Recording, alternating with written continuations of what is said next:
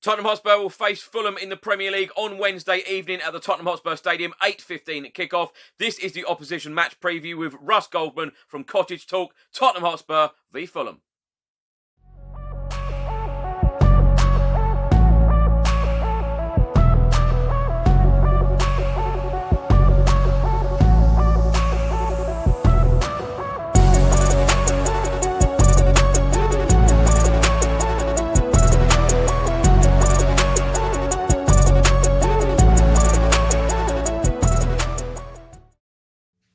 Hi, I'm Russ Goldman, host of Cottage Talk, and here's my preview of the upcoming match for Fulham against Spurs.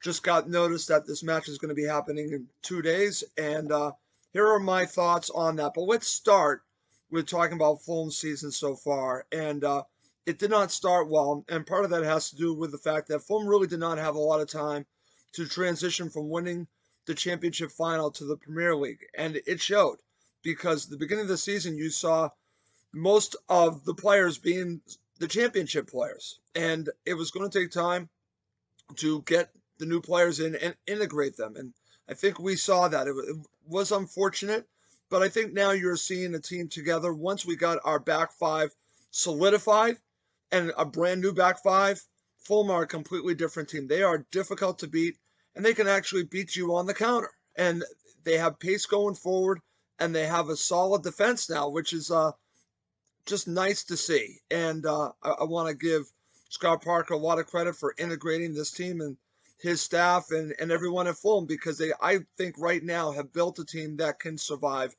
in the Premier League. And that's what I've seen so far from Fulham. You're not going to see the team from 2 seasons ago that was very easy to beat. This team is harder to beat. And I expect to see that on Wednesday, but I think there are going to be some changes based on what has been going on with Fulham and COVID-19, but I'll get to that in just a bit. In regards to players to watch, as I mentioned in a prior video, it starts with Andre Frank Anguissa, and he's actually been, I think, Fulham's best player, box-to-box central midfielder, and he came to us 2 seasons ago with a huge price tag. Didn't work his first season with Fulham, and then he went out on loan. In fact, he played well at the end of his first season, but he's been Fulham's best player. And I say this now, we used to say this about Tom Kearney. How Fulham plays is dictated to how Andre Frank Anguissa plays. If he's playing well, Fulham seem to play well, and I think he's integral to everything that Fulham do. But as I mentioned before, you really have to look at the back, and let's start with the goalkeeper. He's been fantastic, and that's Ariel. I would highly recommend watching him, because he's a first-class goalkeeper. Fulham have him on loan, and they're lucky to have him. Another player to look out for would be Joachim Andersen, another player on loan. He's been fantastic, been just a great player in central defense. He's been fantastic along with Adebayo, and also Ola Aina, who they basically have been playing a lot as a back three. They've been completely solid, and that's one of the reasons why I feel confident about Fulham moving forward, because they've started with really building that foundation defensively. Now, going forward, it isn't the same. They're not scoring enough goals, and they're having problems in the final third. But I think if you have a solid defense, you have a very good chance of staying in the Premier League. And, again, I gave you players defensively, but also in central midfield that I think will keep Fulham where they need to be. That's in the Premier League. Okay, let's move on and let's talk about Jose Mourinho and Tottenham. Again, I'm impressed with how Tottenham have been doing, but does not mean that I enjoy the style, and I'm sure Spurs fans are still getting used to this style from Jose Mourinho. But he's a winner, and I think he'll lead you to a title. It could be sooner than later. So even though I didn't like the pick for him and Spurs, I think it's a strange marriage, but I think ultimately it's going to work. It does have a shelf life of only a couple of seasons. So I think he has to do it within the next couple of seasons for Spurs. So if you're looking at the near future for Spurs, I think it's bright. But I think eventually he's going to be gone. Players that concern me, I've said this before, it has to be Son and Harry Kane. Fulham need to basically just try to deal with them, and that's going to be difficult to do. And if they can contain them somewhat, they can have a shot in this match, but it's going to be difficult. Okay, now getting on to the match. To be honest with you, I'm going to say this. I think it's grossly unfair that Fulham are being forced to play this match with only 2 days' notice. Again, there are reports that Scott Parker might have been given a heads up that this might happen after the FA Cup match. Regardless, the news broke today.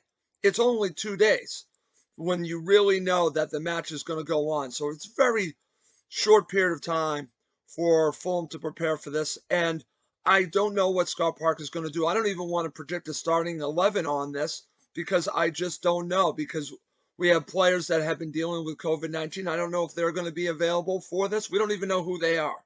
So I think it's not right for me to even give you a starting 11. I will just say that I think you will see a good amount of the players that played in the FA Cup match. That's what I think you're going to see.